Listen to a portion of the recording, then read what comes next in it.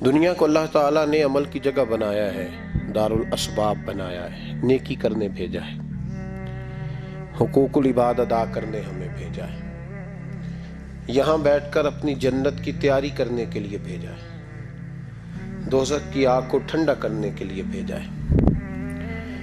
یہ جو مزاج امت مسلمہ نے اپنایا ہے کہ دنیا جمع کرنا، دولت اکٹھی کرنا، اپنی زندگی کی دوڑ پیسوں سے شروع کرنا اور پیسوں پہ ختم کرنا، اس کو پسند نہیں کیا نہ اللہ نے نہ اللہ کے رسول صلی اللہ علیہ وسلم نے۔ رزق حلال کمانے کو عبادت کہا، لیکن مقصود رزق حلال نہیں، مقصود اللہ کی ذات ہے، مقصود اللہ کے رسول صلی اللہ علیہ وسلم کی ذات ہے۔ ہمارے ہاں بڑی ترتیب کے ساتھ یہ چیز نسل در نسل منتقل ہو رہی ہے کہ پیسہ کیسے جمع کرنا ہے۔ بچہ بڑا سیٹ ہے جی، کس طرح سیٹ ہے؟ کہتے ہیں ڈھیر سارے پیسے کماتا ہے، امپورٹ ایکسپورٹ کا بزنس ہے، مال بیچتا بھی ہے، منگاتا بھی ہے، بڑا سیٹ ہے۔ تو بچے سے پوچھا بیٹے تیرا کیا حال ہے، تو سیٹ ہے؟ کہتا بڑی تکلیف میں ہوں، سوتا بھی ہوں تو کانوں میں فون کی گھنٹیاں بجتی رہتی ہیں، آزمائش کا شکار ہوں، صبح و شام تکلیفوں میں وقت بیتتا ہے۔ یہ کس طرح کا سیٹ ہے بچہ؟ ہماری منصوبہ بندی ہوتی ہے کہ بچے کو ایسی جگہ لگانا ہے جہاں سے وہ جھاڑو کے ساتھ پیسے اکٹھے کر سکے۔ کیسے وہ سیٹ ہوگا؟ کس طرح کر کے نظام چلے گا؟ رزق حلال کمانے کو حضور صلی اللہ علیہ وسلم نے عبادت کا درجہ دیا ہے۔ نبی پاک صلی اللہ علیہ وسلم نے حقوق العباد ادا کرنے کو بھی اللہ کے قرب کا ذریعہ بنایا ہے، پر میں نے عرض کی کہ یہ تو صرف منزل نہیں ہے، یہ تو راستہ ہے، یہ تو سفر ہے۔ جو لوگ سفر کوئی منزل بنا لیتے ہیں وہ نادان ہوتے ہیں۔ نبی کریم سید عالم صلی اللہ علیہ وسلم کی خدمت میں عرض کیا گیا کہ یا رسول اللہ صلی اللہ علیہ وسلم کچھ لوگ کہتے ہیں ہم شادی نہیں کریں گے، گھر نہیں بسائیں گے، بچے نہیں پیدا کریں گے، ہم صرف عبادت کریں گے، دن کو روزہ رکھیں گے، رات کو نفل پڑھیں گے، کوئی نکاح نہیں کریں گے، کچھ نہیں کریں گے۔ تو نبی پاک صلی اللہ علیہ وسلم نے فرمایا ان سے کہو کہ تمہارے لیے بہترین زندگی وہ ہے جو میں نے تمہارے سامنے گزاری ہے۔ میں آرام بھی کرتا ہوں، نکاح بھی کرتا ہوں، عورتوں کا حق بھی ادا کرتا ہوں، میں اپنے بچوں کی دیکھ بھال بھی کرتا ہوں۔ فرمایا تم پر تمہارے خدا کا اگر حق ہے تو تمہارے نفس کا بھی تم پر حق ہے، تمہاری آنکھ کا بھی حق ہے، وہ آرام کرنا چاہتی ہے۔ یہ ساری ترتیب ہمیں نبی پاک صلی اللہ علیہ وسلم نے دی، لیکن ہمیں فرمایا کہ مقصود تمہارا خدا ہے، مقصود تمہارے رب کی رضا ہے، تمہارے نبی پاک علیہ السلام کی غلامی تمہاری منزل ہے۔ اتنا لمبا چوڑا معاملہ جو فقط دنیا کا ہم نے بنا لیا ہے، اور پھر اس دنیا سے جو محبت ہے نا، وہ بیس جو ہے وہ دولت کی محبت ہے، رشتے دولت کے، ناطے دولت کے، تعلقات دولت کے، سلام دعا دولت کی۔ میرے محبوب علیہ السلام نے فرمایا حب الدنیا رأست کل خطیئہ، یہ جو دنیا کی محبت ہے نا یہ ہر گناہ کی جڑ ہے۔ جب انسان دنیا کی دولت سے پیار کرنے لگ جاتا ہے پھر وہ قتل بھی کرتا ہے، پھر وہ ظلم بھی کرتا ہے، پھر وہ زیادتی بھی کرتا ہے، پھر وہ حرام بھی کھاتا ہے، پھر وہ یتیم کو بھی لوٹتا ہے، پھر بیوہ کا مال کھانا بھی اسے پریشان نہیں کرتا، پھر کروڑوں روپیہ ہضم کر لیتا ہے، لکڑ پتھر ہر چیز اس کو ہضم ہونے لگتی ہے۔ اصل بات یہ ہے کہ اسے محبت دنیا کی دولت سے ہو گئی ہے۔ ایک بزرگ کے پاس ایک نوجوان آیا، اس نے کہا حضرت جی میرا نماز میں دل نہیں لگتا۔ تو بزرگ فرمانے لگے تیرا مسئلہ اصل یہ نہیں، تیرا مسئلہ اور ہے۔ نے کہا حضور سمجھا دیں۔ تو وہ فرمانے لگے کچھ بندے ایسے ہیں جو تمہیں ٹیلی فون کرتے ہیں اور تم ان کا فون نہیں اٹھاتے، اور کچھ ایسے ہیں جن کو تم دن میں خود 3 دفعہ فون کر کے حال پوچھتے ہو۔ حضور کیا مطلب؟ فرمانے لگے جس سے پیار نہیں نا، اس سے اظہار بیزاری ہے، تو اس کا فون بجتا رہے تو کہتے ہیں میں تھا نہیں، میں موجود نہیں تھا، فون چارجنگ پہ تھا، گھر چھوڑ گیا تھا، بہانہ ہے۔ اور جس سے محبت ہے اس کو ٹیلی فون کر کے کہتے ہیں آپ پریشان تو نہیں ہوتے؟ بس میرا سلام لینے کو دل کر رہا تھا۔ فرمانے لگے کہ تیرا اصل مسئلہ یہ ہے کہ تو نے محبت نہیں کی اللہ رسول سے. اگر تیرا خدا رسول سے پیار ہوتا تو یہ جملہ کیسے آتا کہ نماز کو دل نہیں کرتا؟ پھر تو تیرا تہجد کو بھی دل کرتا، پھر تو تیرا ہر وقت قرآن پاک سینے سے چمٹائے رکھنے کو دل کرتا، اس لیے کہ تیرا مقصود اللہ کی ذات ہوتی. چونکہ مقصود دنیا داری ہے، مقصود دولت بنا لیا معاذ اللہ، مقصود ایک رنگ بنا لیا ہے، اس کا نقصان قوم اٹھا رہی ہے. نقصان رشتوں میں، نعتوں میں حسن نہیں رہا، پیار نہیں رہا، ترتیب نہیں رہی. ایک ناروے سے دوست نے فون کیا، مجھے کہنے لگے آپ بڑی تقریریں کرتے ہیں، کوئی ہمارے حق میں بھی کر دو. تو میں نے کہا کہ آپ کو کیا ہے؟ کہنے لگے آپ پردیسیوں کی مجبوریاں نہیں سمجھتے. میں نے کہا کیا ہوا؟ کہنے لگے حضرت جی شکوہ ہے کہ ہمارے اپنے ہمیں جب بھی فون کرتے ہیں وہ یہ نہیں پوچھتے کہ شام کا کھانا کھایا ہے کہ نہیں کھایا. وہ کہتے ہیں وہ شادی آ گئی ہے تو جلدی کرو، پیسے بھیج دو، فٹافٹ کرو. کہتے ہیں کبھی کسی نے ہم سے ہمارا حال ہی نہیں پوچھا، کبھی کسی نے یہ غور ہی نہیں کیا کہ وہ پردیس میں گیا ہے اور انشاءاللہ پردیسی کوئی بھی نہ تھی وے ککھ جنا تو پارے تاڑی مار اڑانا باہو اسی آپ ہی اڈن ہارے. تو تیار بیٹھے ہیں، حال ہی کوئی نہیں پردیس میں. یہاں حال یہ ہے کہ جو فون کرتا ہے، ایک بزرگ کہنے لگے کہ 22-23 سال دیے ہیں پردیس کو، تو اپنی ہی بیوی کو فون کیا ہے کہ اب نہیں ہوتا، گھٹنوں میں درد رہتا ہے، کمر کمزور ہو گئی ہے، اب میرا دل کرتا ہے گھر آؤں اور میں اپنے گھر میں بیٹھ کے بچوں کے بیچ بیٹھ کے روٹی کھاؤں. اعصاب کمزور ہو گئے ہیں، دل کی دھڑکن تیز رہتی، پتہ نہیں کب وقت آ جائے. تو کہتے ہیں میری بیوی جسے میرے دکھ سکھ کا ساتھی ہونا چاہیے، وہ کہتی ہے چلیں 3-4 سال اور لگا لیں پھر آ جانا. وہ بھائی کیا اس شخص کے ساتھ کیا تعلق ہے؟ اس کا بھائی اسے فون کرتا ہے تو کہتا ہے میں پیسے دے دوں گا، جب آؤ نا تو ایک موبائل ضرور لے آنا. اس کو لوگ فون کرتے ہیں، رابطہ کرتے ہیں کہ جناب وہ ایک چھوٹی سی چیز، وہ میں پیسے دے دوں گا. تو پیسے دینے ہیں تو یہاں سے کون سی چیز نہیں ملتی؟ صرف فرمائشیں، لوگوں کے ساتھ تعلق صرف جیب کا رشتہ، صرف جو ہے وہ تعلق صرف اس چیز کا کہ وہ آدمی ایک ATM مشین ہے تو فٹافٹ کارڈ ڈالو تاکہ آپ کے حصے کے پیسے نکل آئیں. یہ مزاج اس نے نقصان کیا ہے، دراڑیں پڑ گئی ہیں، حالات بگڑ گئے ہیں. میرے نبی کریم سید عالم صلی اللہ تعالی علیہ وسلم نے رشتوں کو جو وقار دیا.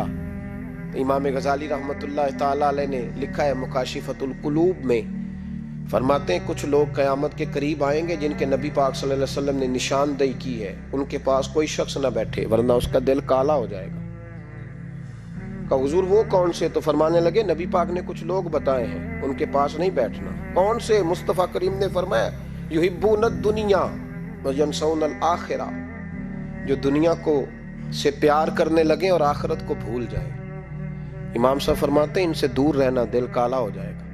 یحبون المال وینسون الحساب، وہ جو نبی پاک نے فرمایا نا کچھ لوگ آئیں گے جو مال سے تو پیار کریں گے پر اس کے حساب کو بھول جائیں گے، ان سے بچنا. فرمایا یحبون القصور وینسون المقبرہ، جو مکانوں سے تو پیار کریں گے پر اپنی قبروں کو بھول جائیں گے.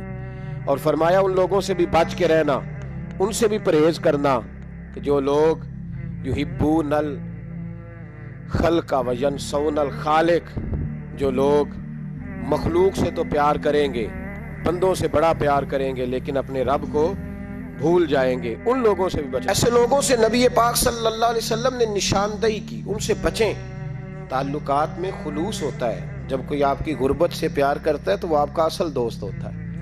جب وہ آپ کی تنہائیوں سے، آزمائشوں سے پیار کرتا ہے تو اس کا آپ کے ساتھ رشتہ خالص ہوتا ہے. جو آدمی دولت کو دیکھ کر پیار کرے اور دولت کو دیکھ کر آپ کے ساتھ وابستگی کا اظہار کرے تو اس شخص کا پیار سیدھا سیدھا.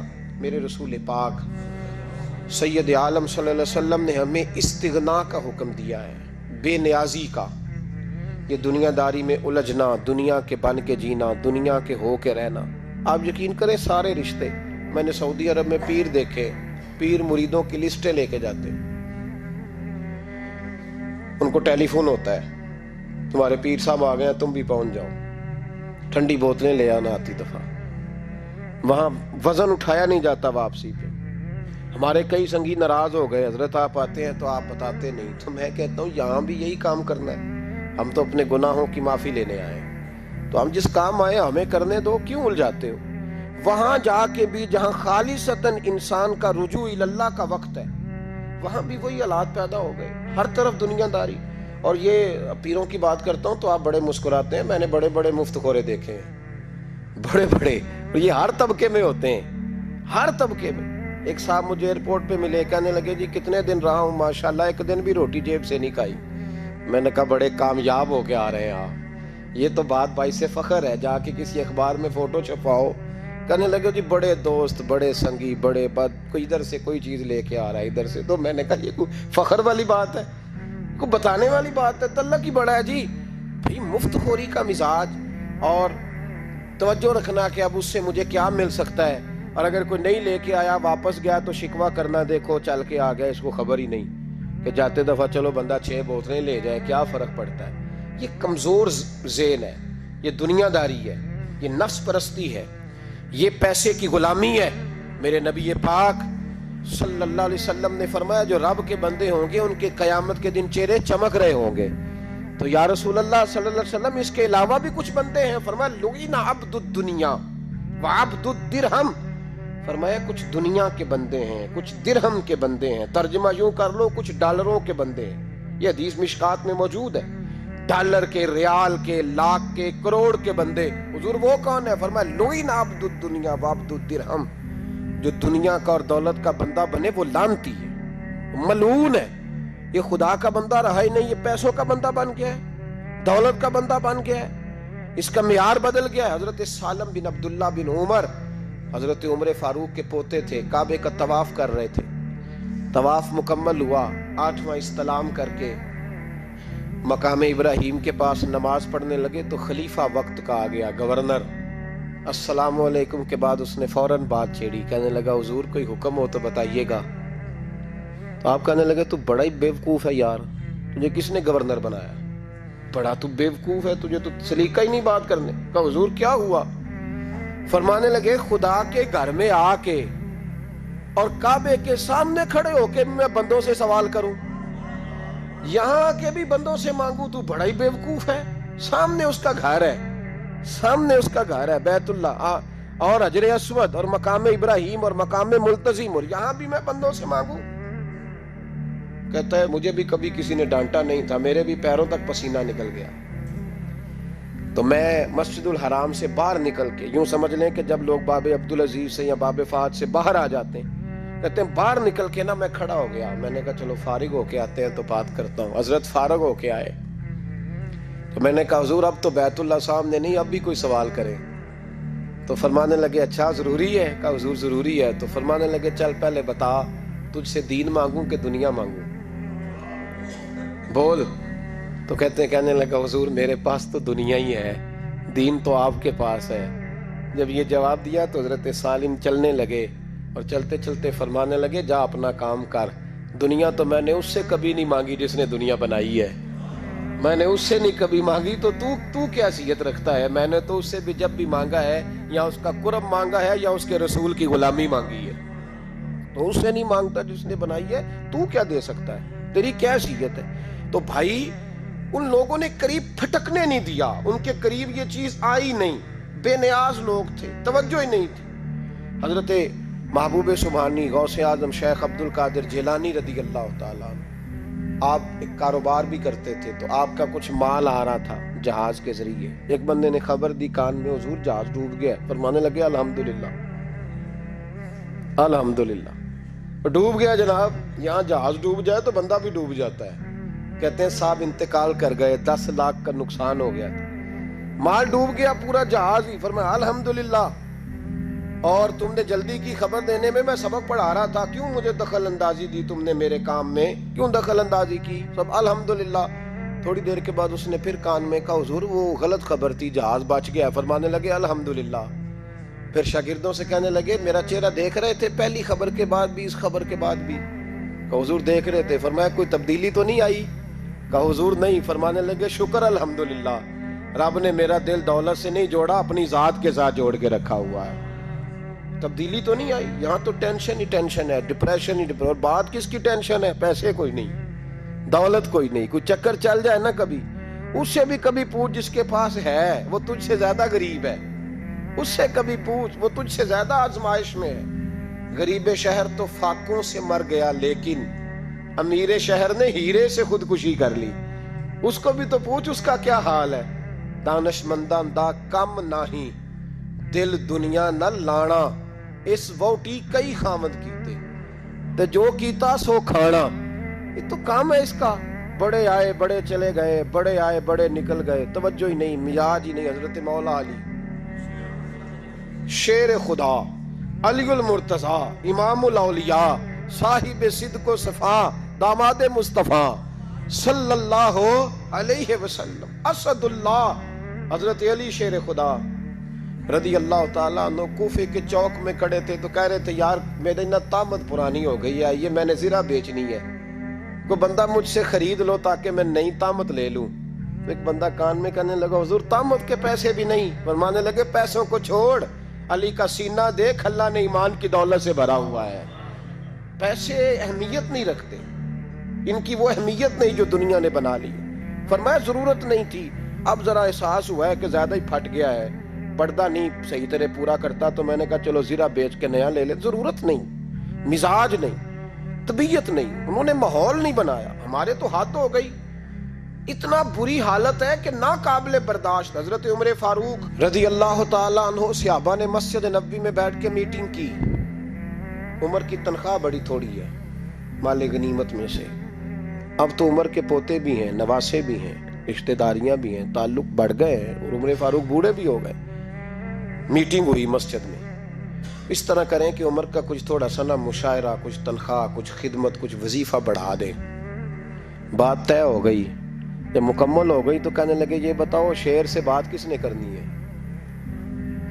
ادھر جائے گا کون, پہلے اس کا نام تو بتاؤ, وہاں جائے گا کون.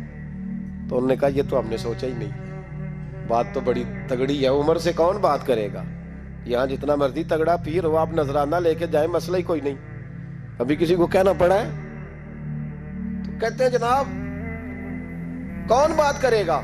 تو ایک صحابی کہنے لگے کہ حضرت عمر رضی اللہ تعالیٰ عنہ کی جو صاحبزادی ہیں نا حضرت حفصہ رضی اللہ تعالیٰ عنہ, وہ ام المومنین بھی ہیں, حضور علیہ السلام کی زوجہ ہیں, مومنوں کی ماں ہیں, ان سے کہتے ہیں, اور ان کے والد بھی ہیں.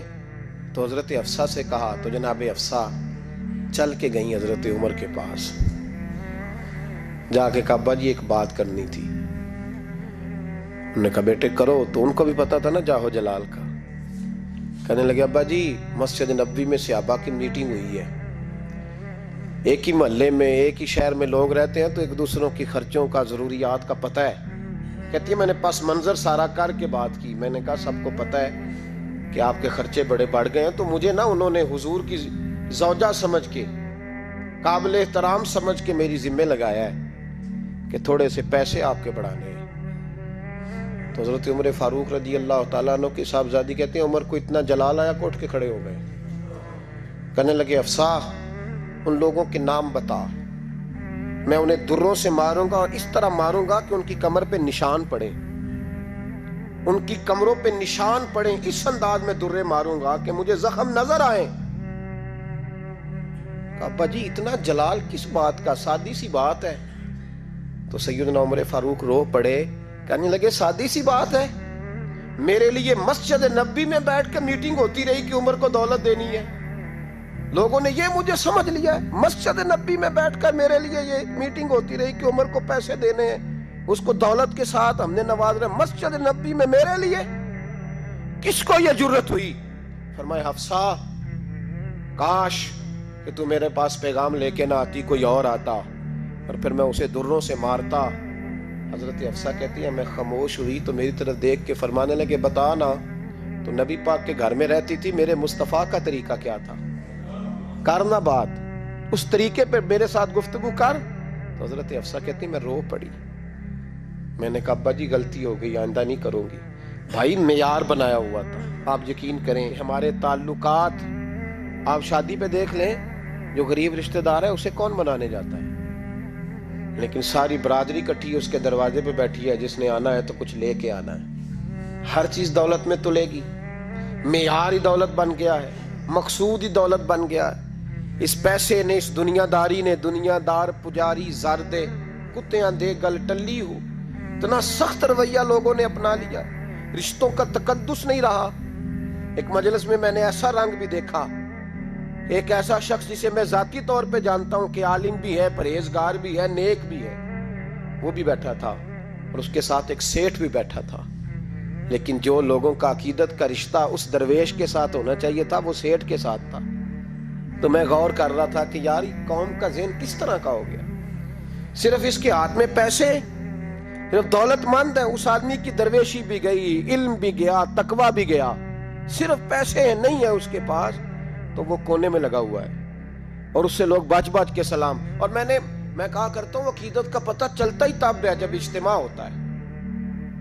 اکیلے درویش بیٹھے ہیں تو سب جھک کے سلام لیتے ہیں، اور جب وہ 2 MNA کے بیچ، 3 MPA کے بیچ، 5-7 سیٹھوں کے بیچ بیٹھے گا، پھر تیری عقیدت کا پتہ چلے گا، پھر پتہ چلے گا تیرا اللہ کے بندے سے رشتہ کس طرح کا ہے اور دولت کے بندے کے ساتھ رشتہ کس طرح کا۔ ہمارے رویوں کے اندر یہ فرق ہے کہ ہم اس وقت آدمی کو تولتے ہیں کہ اس کے پاس دولت کس طرح کی ہے۔ وقت کے امیر تھے حضرت عمر بن عبدالعزیز، توجہ ہے میری بات پر؟ حضرت عمر بن عبدالعزیز بادشاہ تھے۔ اب ہم لوگوں نے بھی بچوں کا بہانہ لگایا ہوا ہے نا، بس جی وہ میں چاہتا ہوں بچوں کا کچھ بن جائے، تو بچے بالغ ہو گئے ہیں تو کرا نہ رجسٹریاں ان کے نام، فارغ ہو جاؤ، آ جاؤ مسجد میں چھوڑو، لیکن پھر بھی کنجیاں دینے کو دل نہیں کرتا، پھر بھی بابا جی کی پیالیوں سے مرنے کے بعد پیسے نکلتے ہیں، پھر بھی ان کے تکیے کے بیچ سے بھی کچھ وہ نوٹ نکل آتے ہیں جو اب چلتے بھی نہیں، گزر گیا زمانہ، جو لگتے ہی نہیں۔ بزرگ ناراض نہ ہو جائیں، لیکن جو بات کر رہا ہوں بہرحال اس کے پیچھے کچھ پس منظر ہے، یہ بھی بہانہ ہے۔ بینک بیلنس اپنے نام، زمین جائیداد ساری اپنے نام، اور کمائی کس کے لیے کر رہا ہے؟ بچوں کے لیے۔ نام کس کا لے رہا ہے؟ بچوں کا۔ یہ کس طرح کا بچوں؟ بہانہ نہ لگاؤ، صاف کہو کہ اپنے لیے کما رہا ہوں، صاف کہو۔ کیوں بچوں کا نام لیتے ہو جب ہر چیز کی کنجی تو رکھی ہوئی ہے باندھ کے اپنے ساتھ؟ حضرت عمر بن عبدالعزیز بادشاہ تھے، آواز دی، گھر میں بیٹھے، بیٹی پانی کا پیالہ تو لاؤ۔ بیٹی خاموش ہو گئی، ساتھ والا کمرہ بیٹی کا۔ پھر آواز دی، بیٹے سن رہی ہو؟ کہ ابا جی سن رہی ہوں، پانی کا پیالہ دینا۔ بیٹی خاموش ہو گئی۔ تیسری آواز دی تو زوجہ پانی لے کے آ گئی، نے کہا حضور پانی۔ حضرت عمر بن عبدالعزیز کو غصہ آیا، کہنے لگے بچے کس لیے ہیں، وہ خود کیوں نہیں آئی؟ اب اتنی نافرمان ہو گئی ہے کہ ایک پیالہ پانی کا باپ کو نہیں دے سکتی، کیوں نہیں آئی؟ تو زوجہ کہنے لگی چلیں درگزر کریں۔ اس نے کہا ابا کو نہیں بتانا، پی لے۔ کیوں نہیں بتانا؟ بتاؤ کیوں نہیں آئی؟ میں نے اس کو پکارا تھا، تمہیں پکارتا تو تم آتی، تمہیں بتانا پڑے گا۔ جب بات ذرا آگے بڑھی تو ماں تھی نا، بات بیٹی کی تھی، تو اماں رو پڑی، آنکھوں میں آنسو آئے۔ کہا کیوں روئی ہو؟ کہنے لگی بیٹی کا پجامہ پھٹ گیا، دوسرا ہے نہیں، اور آپ لے کے بھی نہیں دیتے، کمرے میں بیٹھ کے تو پجامہ سی رہی ہے، تو کہہ رہی تھی ابا کو بتانا نا، انہیں تکلیف ہوگی، تو وہ اس کے پاس دوسرا ہوتا تو آ جاتی، ایک ہی تھا، تو اس لیے نہیں آئی۔ حضرت عمر بن عبدالعزیز اٹھے، سر سجدے میں رکھا، کہنے لگے یا اللہ تیرا شکر ہے، تو نے میرے بچوں کو بقدر ضرورت روزی عطا فرمائی ہے، یا اللہ تیرا شکر ہے۔ ایک روایت میں نے پڑھی، کلیجہ منہ کو آیا، مصطفیٰ کریم بیٹھے تھے، تو سیدہ عائشہ صدیقہ رضی اللہ تعالیٰ نے عرض کی یا رسول اللہ صلی اللہ علیہ وسلم وہ دیکھیں سیدہ فاطمہ آ گئی ہیں، وہ دیکھیں بی بی صاحبہ بغیر بتائے آ گئیں۔ حضرت فاطمہ الزہرا آئی، حضور نے فرمایا فاطمہ بغیر اطلاع کے؟ حضور چھوٹا سا کام تھا۔ کیسے آئی ہو؟ تو بی بی صاحبہ نے نا، عورتوں کا پلو ہوتا ہے نا چادر کا، پلو کھولا تو ایک روٹی بندھی ہوئی تھی، ایک روٹی چادر میں، یہاں لوگ زیور باندھتے ہیں، دولت باندھتے ہیں، ایک روٹی حضرت فاطمہ نے پلو میں باندھی، کھول کے پیش کی۔ کہا بیٹے یہ کیا ہے؟ کہا ابا جی کئی دنوں سے گھر میں روٹی نہیں پکی تھی، آج علی کچھ جون لائے تھے، پیسے ہیں، چند روٹیاں بنی ہیں، تو بچوں نے تو کھا لیا، تو میرے سامنے بھی ایک روٹی آئی تھی، میں نے لقمہ توڑا ہے تو مجھے خیال آیا پتہ نہیں مصطفیٰ نے کھایا ہے کہ نہیں کھایا، پتہ نہیں حضور نے روٹی کھائی ہے کہ نہیں، میں لے کے حاضر ہو گئی ہوں، مہربانی فرمائیں۔ تو فرمایا بیٹے بیٹھ جا۔ حضرت فاطمہ بھی بیٹھ گئی، سیدہ عائشہ کہتی حضور بھی بیٹھ گئے۔ فرمایا فاطمہ کتنے دنوں سے نہیں کھایا؟ عرض کی حضور 3 دن سے۔ فرمایا بیٹے میں نے 5 دن سے نہیں کھایا، آ جا۔ دونوں باپ بیٹی مل کے کھاتے ہیں، روٹی 2 حصوں میں حضور نے بانٹی، فرمایا چلا آدھی تو کھا آدھی میں کھاتا ہوں۔ حضرت فاطمہ نے لقمہ توڑ کے منہ میں رکھا تو رو پڑی، حضور 5 دن سے نہیں کھائی۔ فرمایا بیٹے چپ کر، ہمارا دنیا سے کیا تعلق، ایک پل رہ گیا ہے، بس اللہ پھر جنت کی ساری نعمتیں عطا فرما، رونے والی بات ہی نہیں ہے اس میں، بس ہمارا کیا تعلق، ایک پل ہے، پھر مالک بڑا کچھ عطا کرے گا۔ او بھائی، جو کائنات کے مالک و مختار تھے، جو ابرو کا اشارہ کرے تو حضرت جبریل جنت کی نعمتیں لے کے آ جائیں، انہوں نے تو دنیا کی جانب توجہ ہی نہیں کی، ان کا تو خیال ہی نہیں آیا، دنیا ہی دنیا، دولت ہی دولت، ہر آدمی دولت کے ترازو میں تلنے لگا ہے۔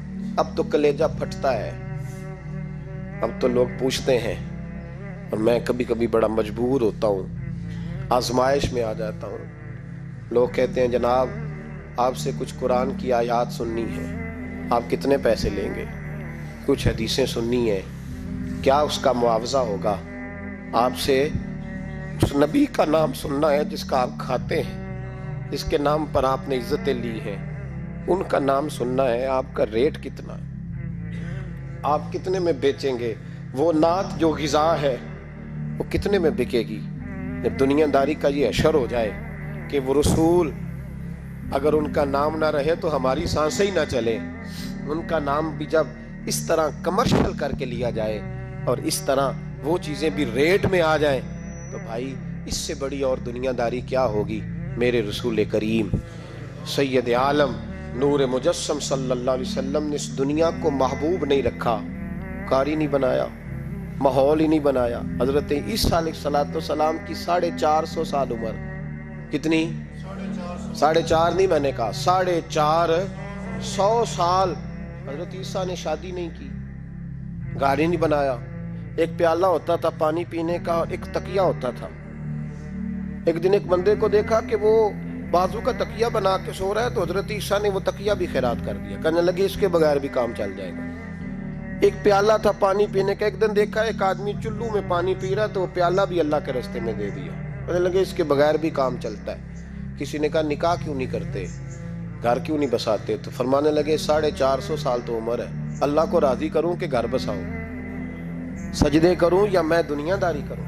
بھائی اسلام نے آپ کے لیے سہولت کر دی، میرے لیے آسانی کر دی کہ تیرا بچے پالنا بھی عبادت ہے، تیرا گھر بار چلانا بھی دینداری ہے، لیکن مقصود نہ اس کو بنا، اس کو مقصود نہ بنا، دنیا داری میں اتنا الجھ نہ، بقدر ضرورت لے، اس طرح کا رویہ اختیار نہ کر۔ اور ایسا ہو سکتا ہے ابھی چند سال ہوئے مولانا عبدالستار خان نیازی علیہ رحمہ نے پردہ کیا، وفاقی وزیر رہا وہ شخص، زمانہ بتایا، پاکستان کی میلی سیاست کے اندر رہ کے وقت گزارا، لیکن جب ان کا جنازہ اٹھا تو ان کے اکاؤنٹ میں اتنے پیسے نہیں تھے کہ کفن کا کپڑا بھی خریدا جا سکے، کفن کے کپڑے کا بھی پیسہ نہیں تھا۔ او بھائی یہ لوگ ہیں یار، وفاقی درجے کا شخص ہو کے گزرے اور وزارتیں اس کے آگے پیچھے بھاگیں، اور ہر الیکشن میں وہ بندہ MNA کی سیٹ جیت جائے، اور پھر رخصتی کا وقت آئے تو اس کا حال یہ ہو کہ کوئی شخص کہے کہ چلو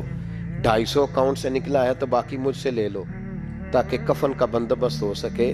اس کا مطلب ہے کہ آج بھی یہ رنگ ہوتا ہے، اور وہ پگڑی تگڑی باندھتے تھے، سوٹ آلہ پہنتے تھے، تو لوگ کہتے تھے یہ کیوں کرتے ہو؟ فرماتے میں مصطفیٰ کا فقیر ہوں، لوگ تو نہ مجھے فقیر سمجھے، ایسا تو نہ ہو دنیا دینے لگ جائے کہ حضرت کے پاس پہننے کو کپڑا نہیں تو چلو کچھ دو، میں اپنے پردے اپنے اللہ کے ساتھ رکھنا چاہتا ہوں۔ بھائیو ان لوگوں نے وقار کے ساتھ وقت گزارا، اس انداز سے تھوڑا باہر آؤ۔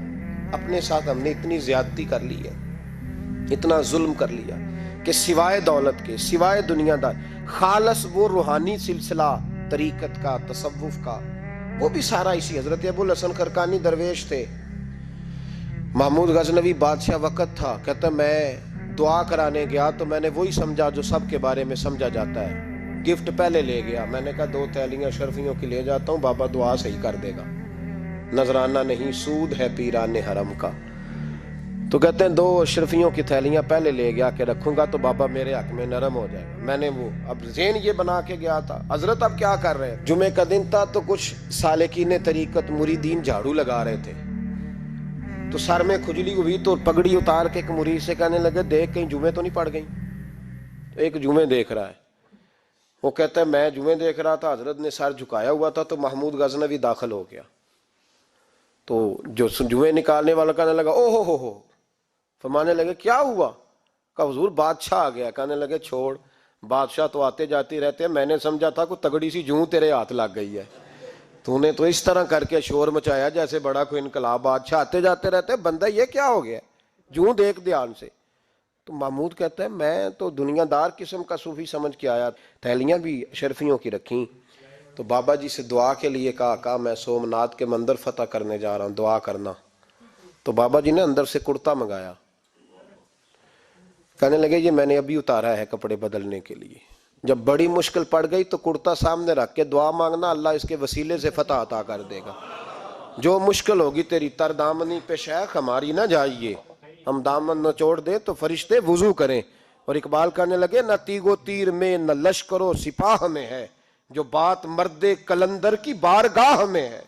کو معمولی لوگ ہوتے ہیں، اقبال کہنے لگے ید بیضا لیے پھرتے ہیں اپنی آستینوں میں، انہوں نے بغل میں ہاتھ رکھا ہوا ہے، اگر کھول دیں تو اللہ اسی طرح برکات کا فیض عطا کر دے جو حضرت موسیٰ کے ید بیضا کو ملا ہوا۔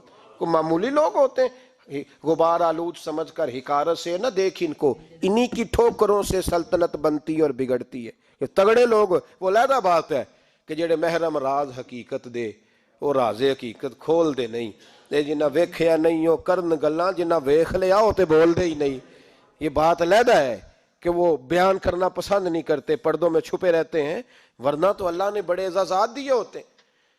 تو محمود کہنے لگا کہ بابا جی نے دعا کی اللہ اگر اس کی نیت صحیح ہے تو اسے کامیابی عطا کرنا، اس کی مدد کرنا۔ مجھے کہنے لگے کچھ کھائے گا؟ میں نے کہا کھانا ہے۔ تو کہنے لگے بادشاہ کے لیے وہ کھانا لانا جو سویرے میں نے کھایا ہے۔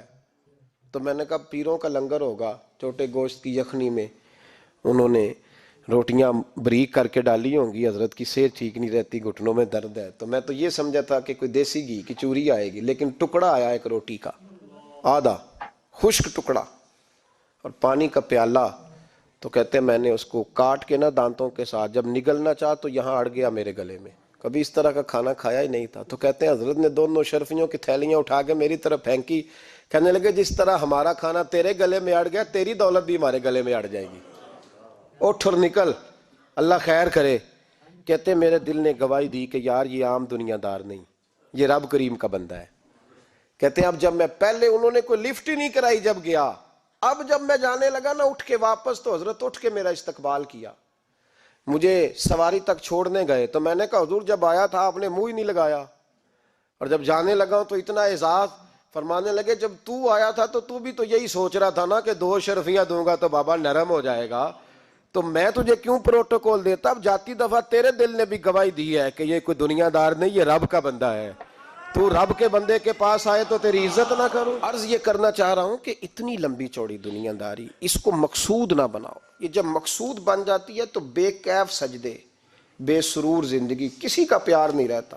غریبوں کے بارے میں بھی لوگ تبصرہ کرتے ہیں، ہم سے نہیں غریب پالے جاتے، کمائے محنت کرے کھائے، پھر لوگ دھتکارتے ہیں۔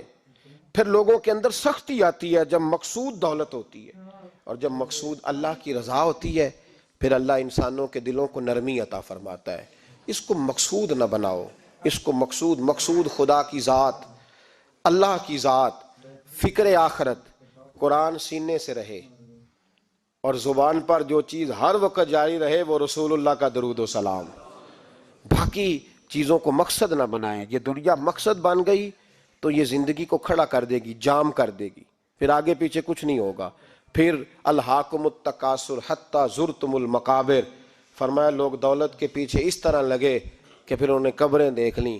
میں کئی دفعہ کہا کرتا ہوں کہ لوگ مسجدوں میں تو نہیں آئے، قبروں میں چلے گئے، اتنے مصروف ہوئے کہ مسجد آنے کا ٹائم نہیں ملا اور وہ قبروں میں چلے گئے، نماز نہیں پڑھی، یہاں تک کہ ان کی نماز لوگوں نے پڑھ ڈالی۔ اتنا نہ دنیا داری کرو، اتنا نہ اس کو مقصود بناؤ، جتنی اس کی حد ہے اس کو اسی حد میں رکھو۔ اللہ محبوب پاک کا صدقہ سمجھ عطا فرمائے۔